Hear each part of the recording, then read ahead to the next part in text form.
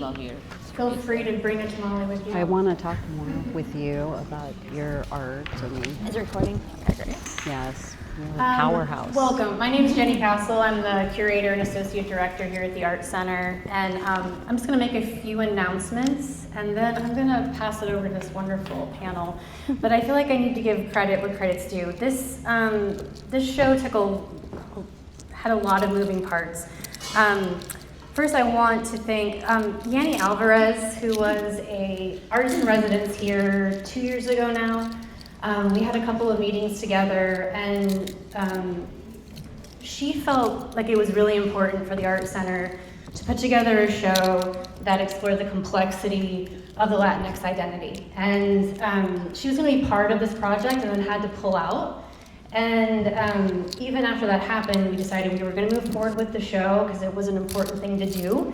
The Ford Family Foundation gave us a grant to help fund the show, which meant we got to pay our artists and pay shipping and buy tamales and all these different things. And then we made a catalog, which I hope you all take one or two when you leave.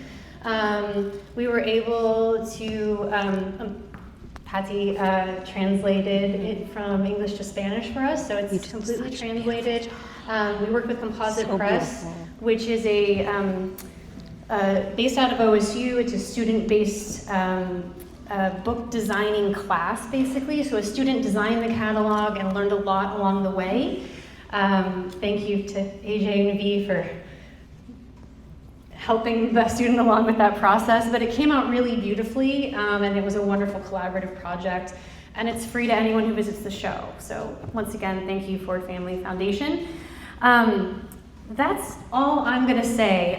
We have 3 of the 6 artists here with us today. Sorry, I'm losing all of my different tech. V. Maldonado, Angennette Escobar, and Patricia Vázquez Gómez are all here with us. V and AJ co-curated this exhibition, and so I want to give them a round of applause. It's beautiful, thoughtful, inspiring.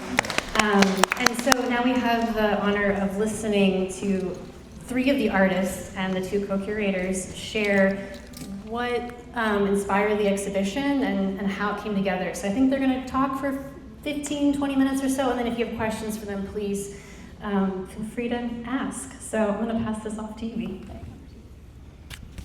Thank you so much, Jenny. Thank you. Can everybody hear us? Okay, good. Thank you, thank you, thank you. I don't want to start out necessarily speaking. Maybe I'll hand it off Yes, first you to do. AJ. Well, no, because you started this whole thing, so. Thank you so much to the Art Center and the Ford Family Foundation for this amazing opportunity. When Kendra Roberts first told me, check your email, Jenny Castle from the Art Center really wants to talk to you, I was so excited. I was like, yes, this is the right time to curate a show like this. And immediately, I thought of V to be a co-curator with, and I'm so glad that that I thought of that, and that V said yes. Yes, friend, is what V said to me. And yes, friend, yeah, let's do this. And so that is how it all started. And there's so many ideas and so much love and so much emotion that has gone into the planning of this exhibition. I feel like it's extremely timely. Right now, and I said this in my piece, God, why did you make me Mexican? It feels heavy to be Latinx right now. And I think it's really important. It's the job of artists to say those things without saying those things. And we have found a beautiful combination of how to say what we're feeling, and because for those people who cannot say it for themselves, and to be seen, to be heard, and to be acknowledged as human beings with amazing histories. And so I want to give V a little time here to now respond to the invitation. What happened, V? I checked my email box. No, I think I checked my Instagram message. Yes. Always check your devices, y'all. Because I had intentionally been staying off my devices. You know, it's very triggering. Yeah. You know, I wasn't born here, but this is where I'm from. I was born in Changuitiro, Michoacan, and grew up in California. And I fell in love with a beautiful printmaker from Eugene that brought me all the way to Portland. And y'all, the Northwest is the most amazing place to be an artist. It really had, you know, so I've lived this wonderful life in the arts here in the Northwest. And I got to make my work and teach and work in an art school where I got to meet Patti. And I get to be part of the artist community where I get to connect with people like AJ and all the other amazing people that people refer to when they think of the art world, but they don't really know what humans are talking about. So first of all, thank you all for making it tonight. Thank you to all the volunteers, to Jenny, to all the amazing people behind the backgrounds that make what we do seem effortless, even though we're doing so much emotional, intellectual, spiritual labor for community, which is what we love to do. But when AJ reached out to me last year, you know, I was really depressed. I was distraught. I was being re-triggered and re-traumatized by the images that I was seeing in social media, let alone the mainstream media, right? And I didn't know how to feel about people that look like me, people in my family, people in my community being dehumanized in the media and invisibilized in our neighborhoods and victimized on the streets, right? So when AJ asked me to co-curate an exhibition that would center on Latinx artists, the answer was, yes, friend, please. Like that seems like the right direction. Mm-hmm. And I think immediately too, I knew just how impossible it is actually to face radical evil, like the evil we're seeing with the racism that you know that basically steals people from our streets, from our families. Now, if I didn't grow up the way I grew up, it'd all be a surprise to me. But y'all, I've been experiencing these raids since I was in my mother's womb. So some of the art in this show is an opportunity for me, like, hey, I'm in my 50s, but I've experienced this trauma all my life, and I'm not the first one, right? So I come from a long line of traumatized brown people in our community. So I think a lot of the challenge of this exhibition was just living up to just how much radical evil there is in our society. And I'm talking about evil not in terms of bad and good, in terms of comic books or movies, but in the banality of evil, which is writing policies and procedures. You know, I was born in Mexico, but because I was born to a woman that had a green card, I didn't ever have to enter the back way like my father did. And also, I grew up realizing the power of privilege and positionality. And just in my academic work and my critical studies, I've come to realize, you know, what a privilege it is to grow up to be as close to like a white man as possible. To be able to enter rooms and make choices for a community. So I think, again, part of me feels like, wow, I want to put on an art show, but part of me also realizes how impossible it is for us to think that one art exhibition is going to do all that work. So I think AJ and I really want to offer this exhibition to you in the spirit of community, which is this exhibition isn't against something like totalitarianism, racism, sexism, xenophobia, but really this exhibition is a way to focus on 6 distinct creative voices that might otherwise be easily co-opted into white-centric narratives of the art world, which, by the way, the Pacific Northwest and Portland is in that white culture, right? So I think a lot of what AJ and I talked about is, how do we make a space where the artists involved don't feel responsible for representing all brown people in the world? Because oftentimes when we exhibit, we feel that pressure of feeling like we're tokens in a white dominant majority. But what we are interested in is sharing our lived experiences to allies, to people that are ready to stand with us for human rights.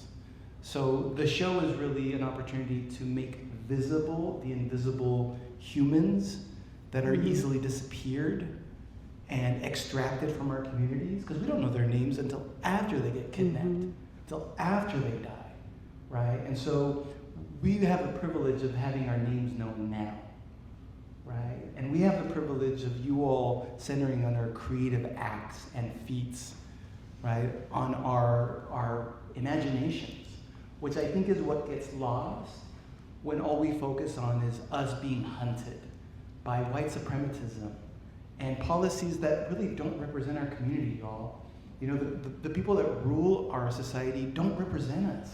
They just really want us to think that they do, right? So when we started thinking about artists to present in the exhibition, immediately Patti was somebody that came to my mind, who's been doing an incredible amount of direct action work working with Latino communities that English is their second language, they've immigrated here, they're vulnerable and easily targeted. So easily, I think the list of artists that we wanted to invite came up. So it became a process of, you know, reaching out to people in the community like Patti, who could really just be amazing artists that all of you could really center on and learn from their creative practices. Because, by the way, all the artists in the show, besides being Latin American, represent really distinct contemporary voices in contemporary art who are grappling with the most inhumane conditions, but at the same time, I think, a poetics of hope.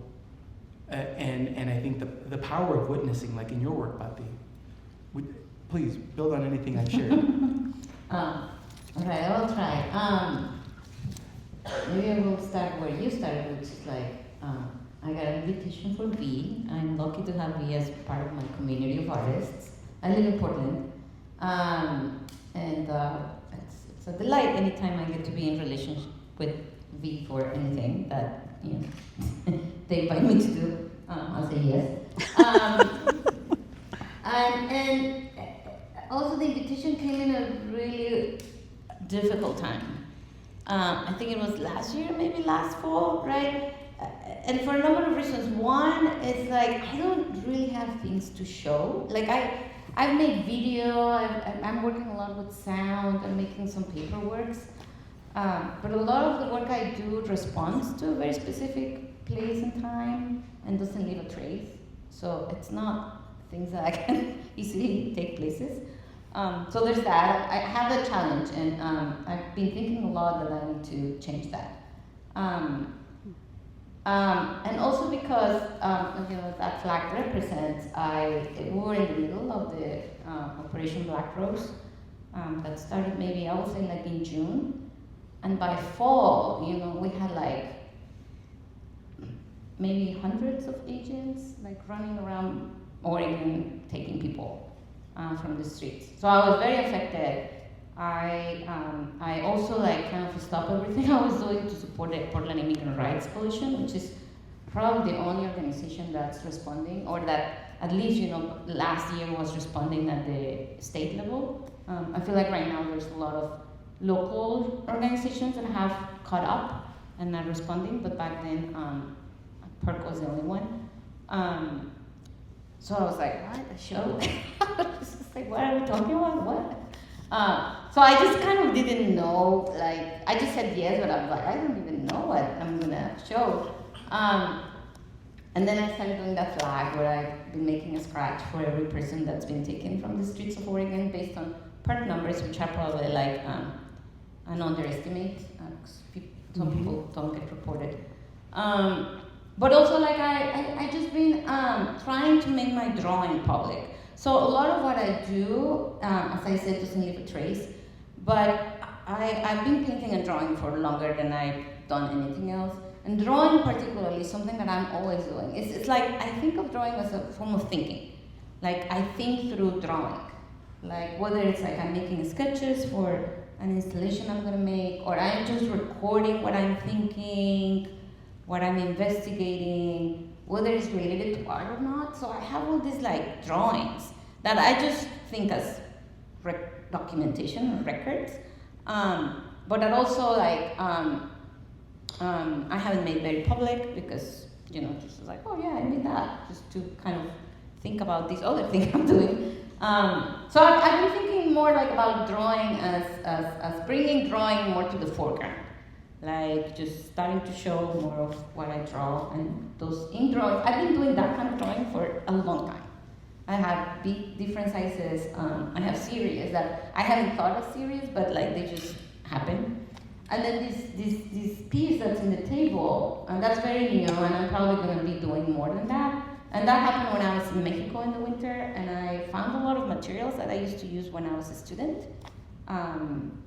That I just felt like this longing for, you know, this like things that you make circles with, or lines, or stars, and letters, and I just felt very drawn. At that moment, I felt very drawn to do whatever, like to start doing things with whatever I had at hand.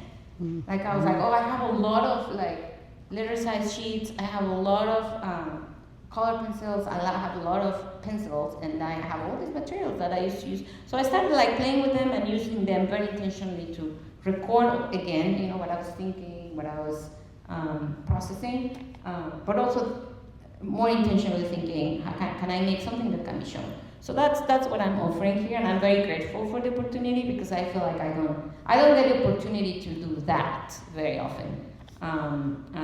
The work yeah, it's just a long story, and I'm happy to tell people my long stories about what I do. I mean, I usually work in really long-term projects. Like right now I'm doing something that it's like part of a 7-year-long project, very collaborative. I work with different groups of people, and also multimedia. Like I work with sound, with video, paperwork, I'm making books. So I don't get to show work that's more personal. That's more like part of my my inside world. So I'm very grateful for that opportunity. Yeah. And if you have questions, please, I'm very happy to answer questions. I think each of the artists in the show has a unique voice, and I think that that's really important. That was really important to V and I. Everybody is a distinct individual with a very special voice, and that we are distinct from one another. We're not just this blanket of, Latinos or whatever. We come from different places. We have different histories. We have different family traditions. But like, we have a commonality in that V and I were talking, and V told me that he was born in Michoacan. My grandfather was born in Michoacan. So there's these, we can talk about these things that tie us together, that draw us together. In my own work, I wanted to use something very common, something very accessible and approachable, something that that makes us all human, and that is food.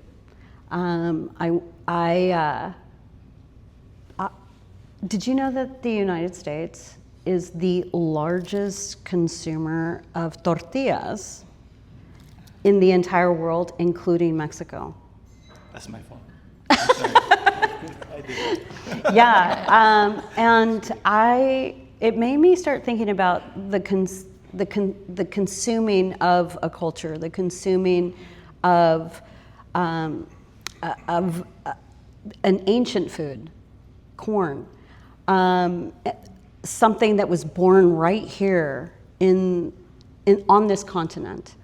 that was cultivated by our ancestors, by our Native Americans who were here and just minding their own business, making delicious food, feeding their families, surviving. And then it almost feels like when I see an advertisement for something like Taco Tuesday, I feel like co-opted. Or this thing, this life-giving thing has been co-opted. But at the same time, I feel like, well, why shouldn't it be shared? Why shouldn't it be consumed? But be consumed in a way that is of love and of remembrance and of respect and gratitude. Thank you for cultivating this life-giving food for all of us. And we remember, let's remember the people that have come before us, the people who have lived here, the people moving through, the people being temporarily coming here, the people temporarily coming here and then finding that they love it here, that this is their place, that this is their home. Oregon is their place. The Northwest is their place. I want this for my family. So why shouldn't they have that? Migration is natural. Look at the butterflies, look at the hummingbirds. The whales, they migrate, and nobody, I'm not gonna say nobody, but like we watch them and they just do what they do. So why can't people do that, right? We're lucky. Yeah. So I think that it's a beautiful thing that we're all fighting about, and it's so confusing to me as to why we're fighting about it. Like, I feel like we should be celebrating it. We should be happy about it. It's what brings such enormous beauty to this place that we call the United States, North America, South America, Anyway, so I was just excited to see the art of all of these different artists that I'd never maybe met. I'm like, oh, I want to dialogue with them through their art. I want to know about them, and through reading their biographies. I can't wait to follow Patti on the 7-year journey. This is exciting to me. And yeah, this is a privilege to work with these artists, and I am. It feels like an extension of the family, It does. I love it. It feeds me. Yeah. Well, I'll say we're lucky because I think we both got to think about and invite amazing artists who contribute their unique creative visions for you to engage with, right? And not, I think, in this patronizing way where we know something about Patti that you don't know. Right. She's presenting radically vulnerable work that maybe is outside of, So first of all, thank you for sharing that part of your creative practice that usually doesn't get shared. And I think for me, just as an artist and educator, part of my liberation is I don't have to spend any time fighting anything that I'm against. I could simply just do what I'm for. Mm-hmm. And I think so much of what this exhibition and nights like this remind me of, like, no matter what's happening out there, what's happening here is what's important, right? And we're all choosing to take this time to make community.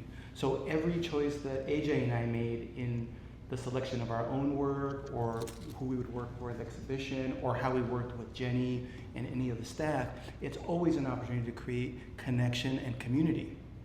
Because not one of us is gonna do the racism and totalitarianism that brings things like fascism to our communities. Those things are way bigger than all of us, right? And I think what Patti's art and pedagogy, what AJ's work, it takes it takes more than one of us to understand and overcome any of these conditions.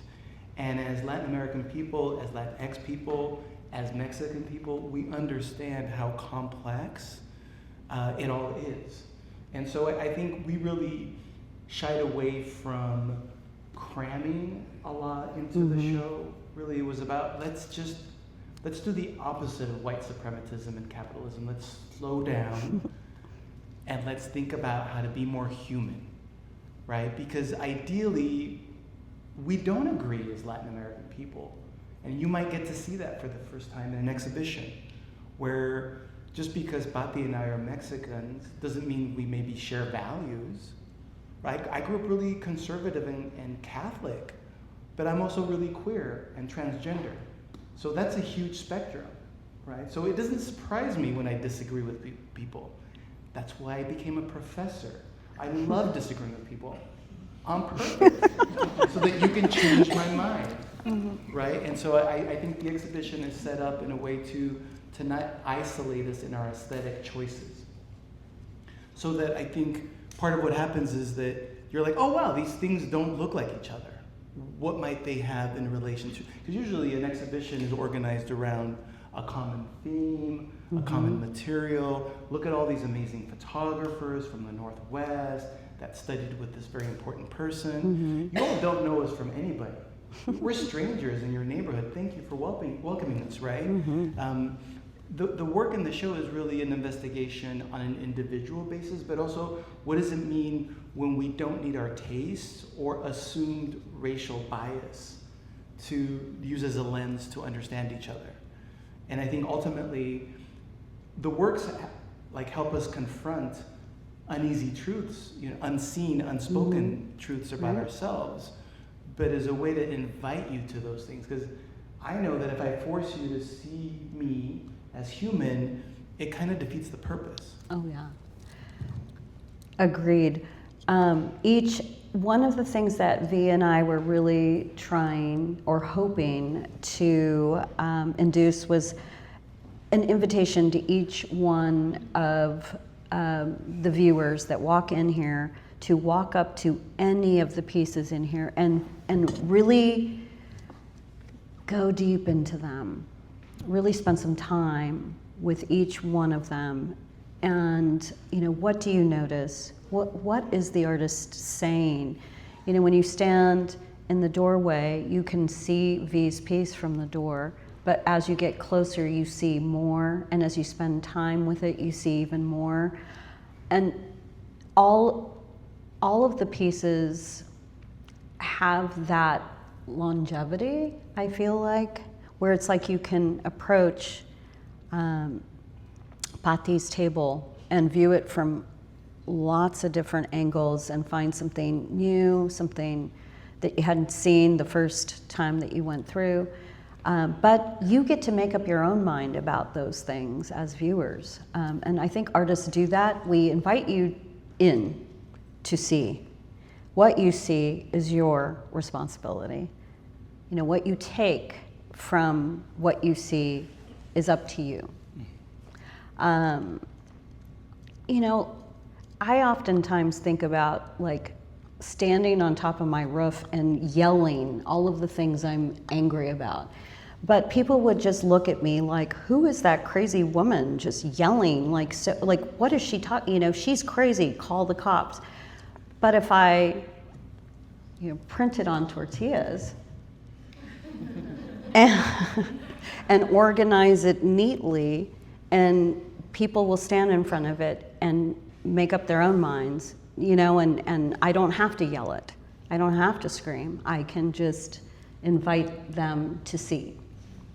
And I feel like all of the pieces in the show are like that. We are inviting you to see. What do you see? I know what I see when I look at things, but it's going to be different than even what my husband might see. It's interesting too, because I think our curatorial approach was, we asked the artist, what are you really excited about showing right now? So I think that's also a really contemporary approach to curating, y'all, where as curators, we're interested in learning something through the process of making the show happen.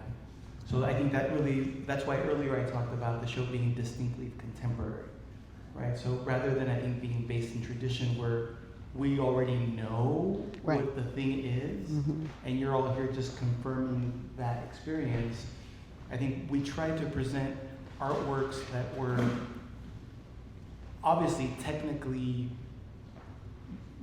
robust and responsible and developed, but I think that made an opportunity for the artist to ask a question or to propose something that they might not otherwise have an opportunity.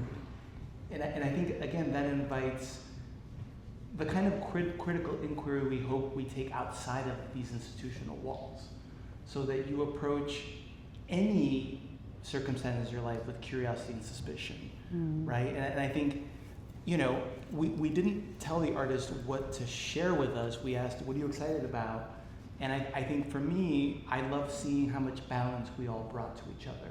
So I think, the heaviness and kind of like criticality of Bati's flag piece, tracking, every, erased, disappeared person, I think in company with this painting I made in my studio of all my grandmothers in my imagination that are all having dinner with each other.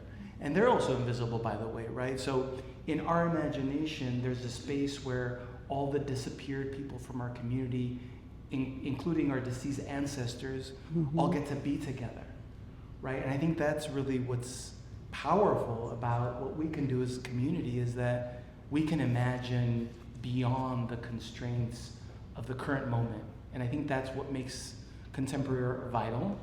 So look out for Pati's work as part of Converge 45, which is happening in Portland, where she'll be presenting more work, right? So my hope is that you get a sense of some of the artists that are presenting in the Northwest that you might get to track. Santiago Savi is a Oaxacan-based artist who worked with the Maloney Press in Portland, but did the print behind you and up on the altar area here.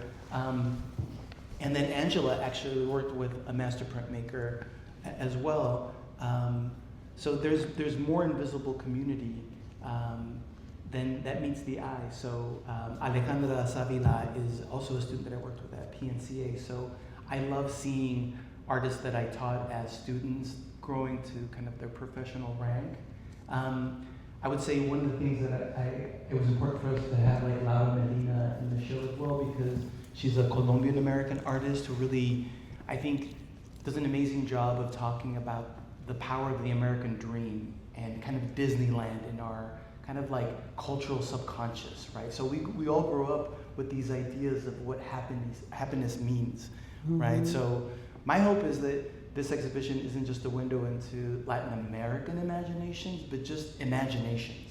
Period. In your community, right? So it's like that are informing or could inform the kind of communities that we have in the future.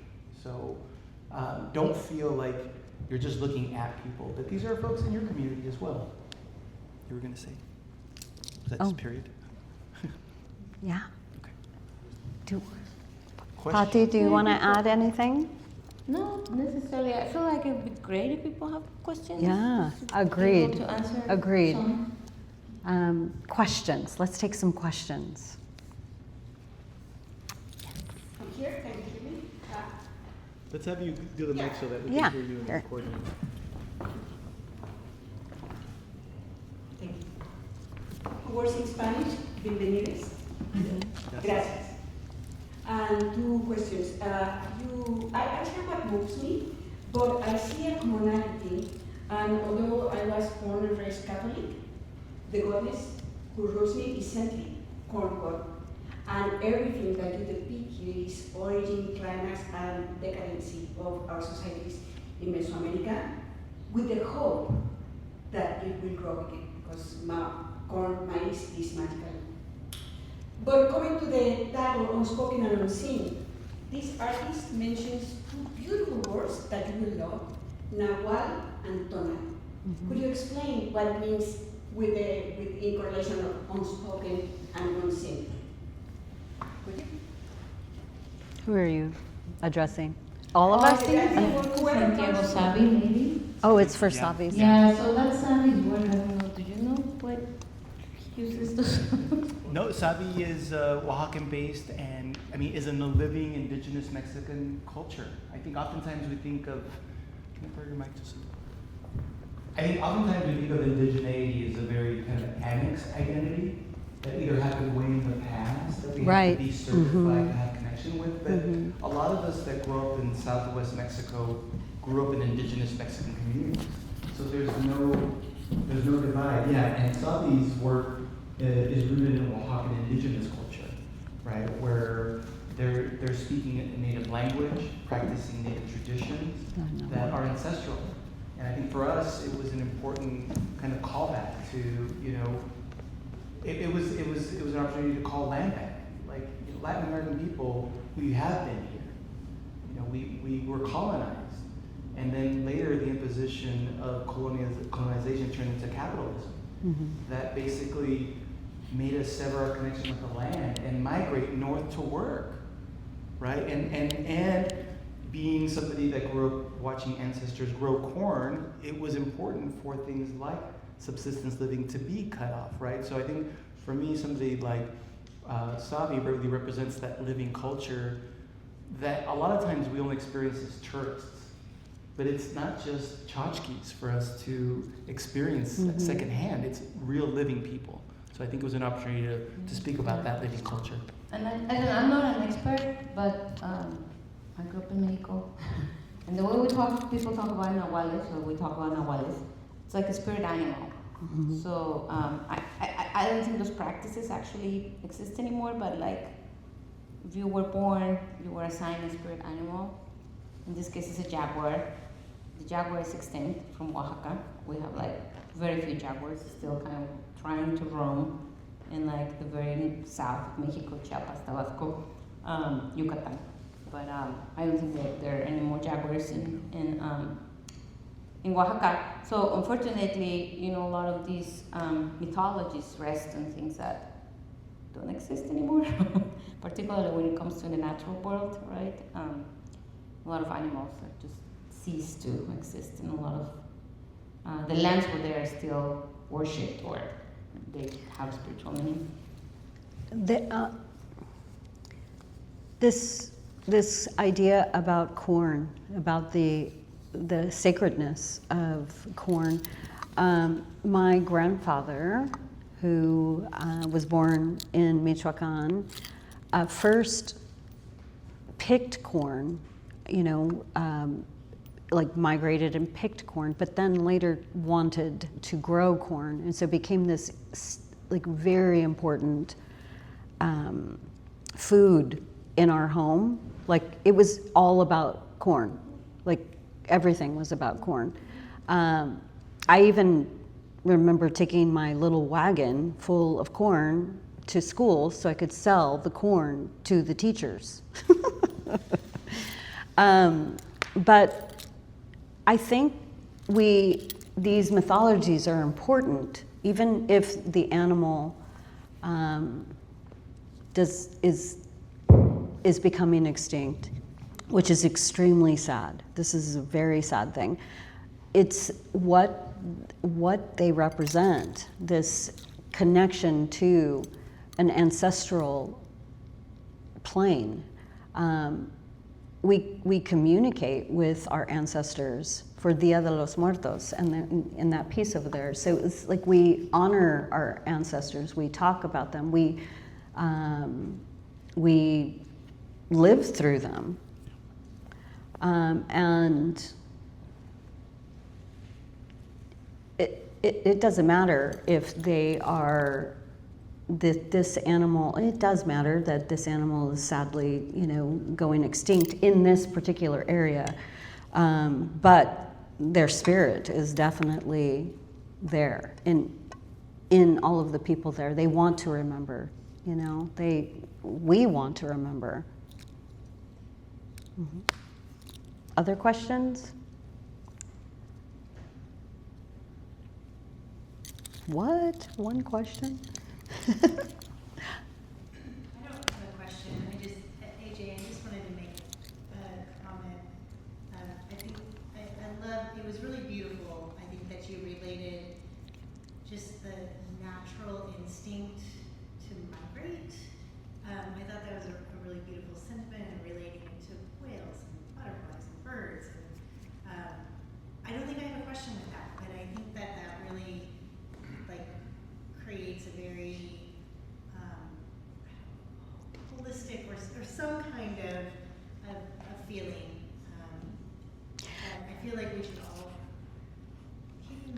Yeah, think about, well, just think about it. Every single person in this room, think about our family histories. We all came from somewhere, right?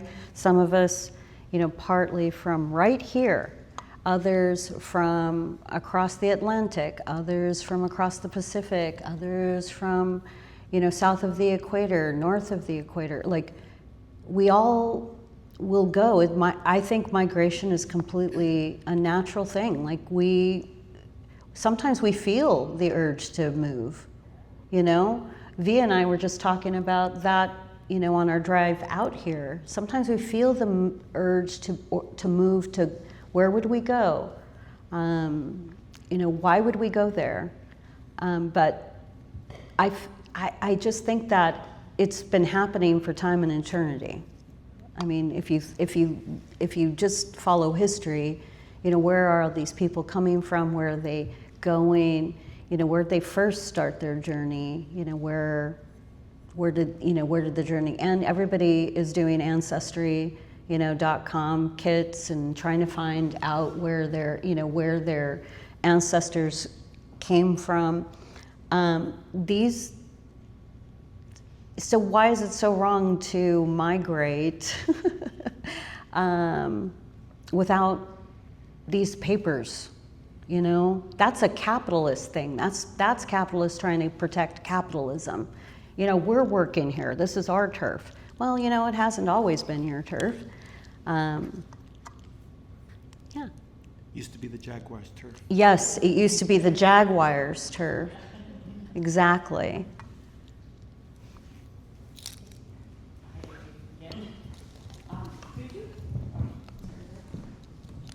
I write a little bit, so I don't know if you mentioned this. Could you explain the importance to you and the importance to the Mexican community about the metate?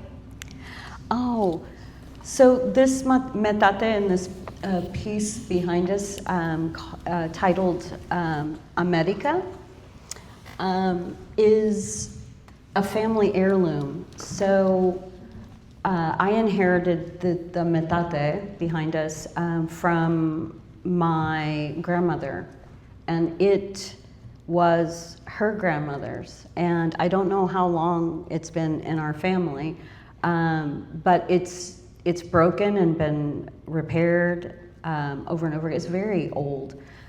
So when I inherited it, I wanted to put it in my art because I remember my grandmother making food in it. I did remember like other families that, as a kid, when I would go to their houses, they didn't have a metate, right? I'm like, well, why do we have a metate and they don't have a metate? They grind their spices and their food in this marble. That's what I'm like, why are they doing that? It doesn't grind down very good that way. I think that it belongs in the family, like the what do you call it? The hearth of the family, where the fire is, where you cook the food. And I think that to me at least, it represents nourishment. It represents the passing down of traditions. It also represents love and pleasure, because food is pleasure, and hard work. It's hard to grind corn in that, or to make a meal in that. You use your hands, you use your muscles, right? You don't have one of those blundy thingies, to do it. It's and it smells really good. When you smell it, it has history. I can see my grandmother. I can see my grandmother's hands, and to me, that is art. So that is why I put such a personal object on that pedestal.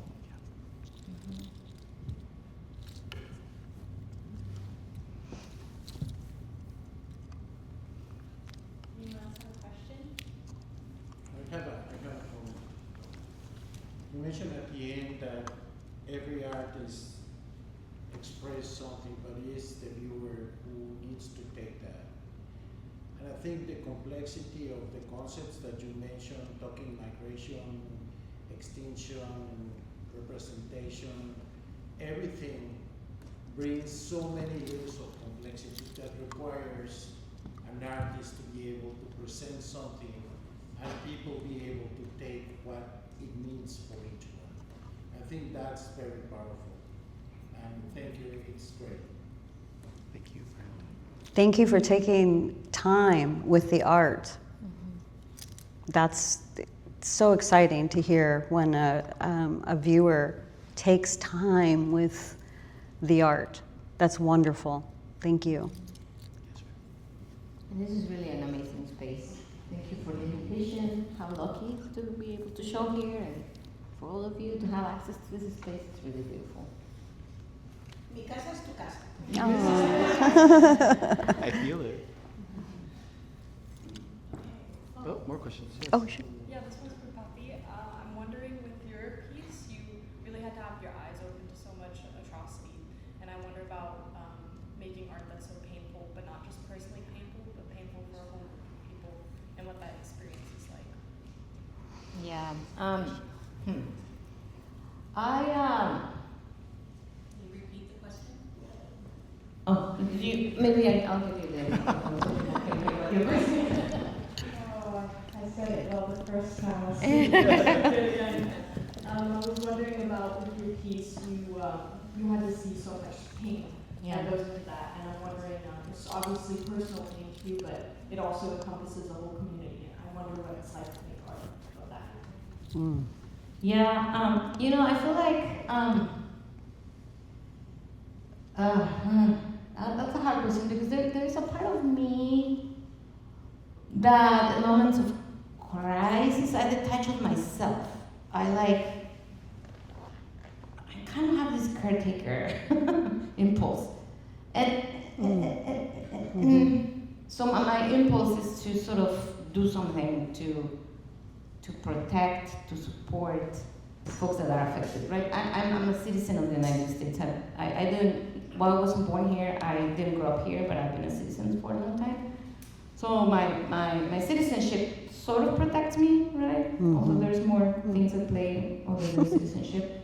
So I know that I'm in the position of even taking risks that others cannot, right? Because of my citizenship. But I feel like, part of what was happening too is like I've been doing this work, this 7-year-long work. It's with families in my neighborhood in Northeast Portland who are Mayatan speakers. Mayatan is an indigenous language of southern Mexico. It's spoken in the Yucatan Peninsula. It's an indigenous language that has the most speakers in Mexico. No, that's not true. Now it's the first one. Mayatan is the second one. And I've been doing this work with them for many years, with kids and adults and families, and they're all vulnerable. So last year, I was very worried about the safety of these families. So that hit me really, really hard. Like I felt every single kidnap that happened in the streets, but these families were like, I really felt like if something happened to them, I just don't know what I'm gonna do. I don't know what I'm gonna do. So, I feel like there was some secondhand trauma, definitely, that was happening there. And also because I was working so much with PERC, I feel like I did learn a lot of things. That a lot of people, at the beginning I was like, why is the media not covering this? There are some really horrific things happening.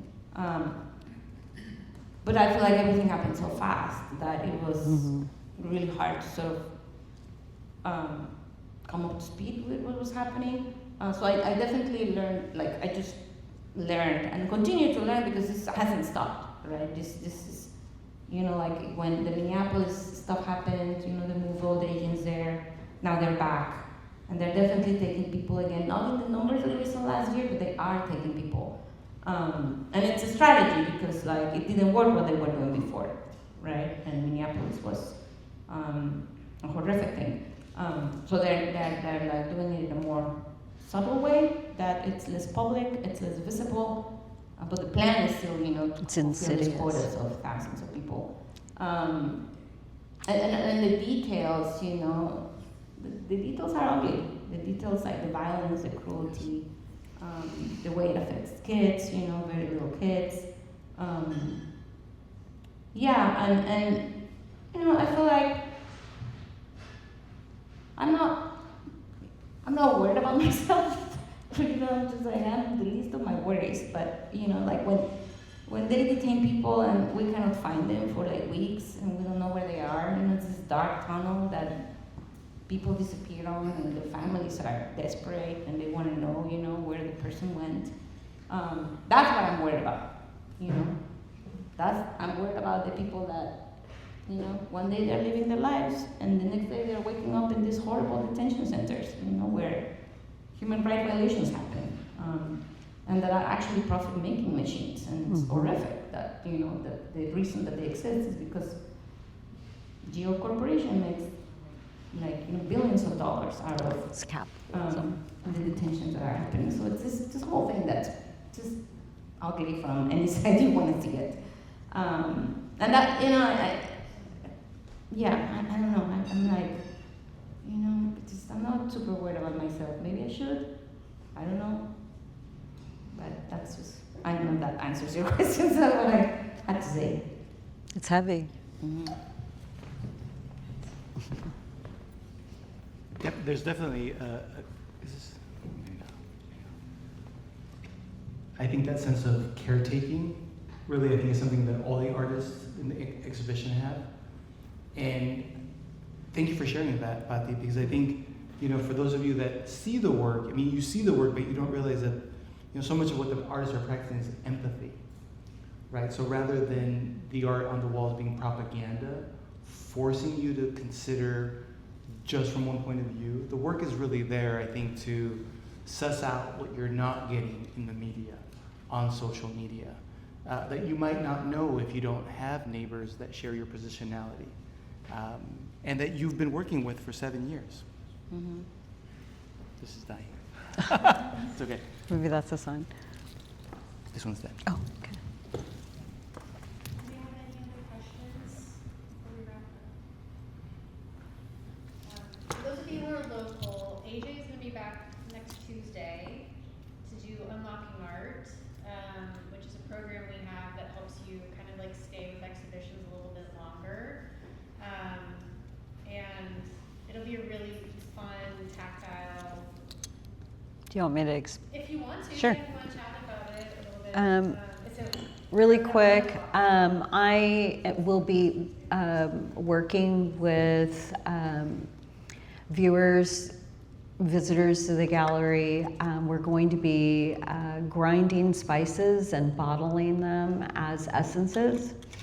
And we're going to be using a molcajete and some traditional Mexican spices, and hopefully this whole space will smell like my grandma's kitchen. Sounds wonderful. It's a free program. It'll be at 1 p.m. on Tuesday. And then V is doing, aren't you doing You're teaching, right? I'm teaching in August, so if you have a Yeah. teenager who wants to Here. learn collage, if you have a teenager who wants to learn collage techniques, so if you have a teenager who wants to be an avant-garde artist, I'm leading them through a Joseph Cornell style collage. Ooh. But really, it's inspired by ways of seeing Instagram. So things that your teenager already has on their phone, I'll ask them to make cool collages representing that. Yeah. Scholarships are available. Scholarships available. I'm looking Thank over you, here. everybody, for coming to see Unspoken Unseen. Muchas gracias. Send your friends. Send your friends. Send your friends.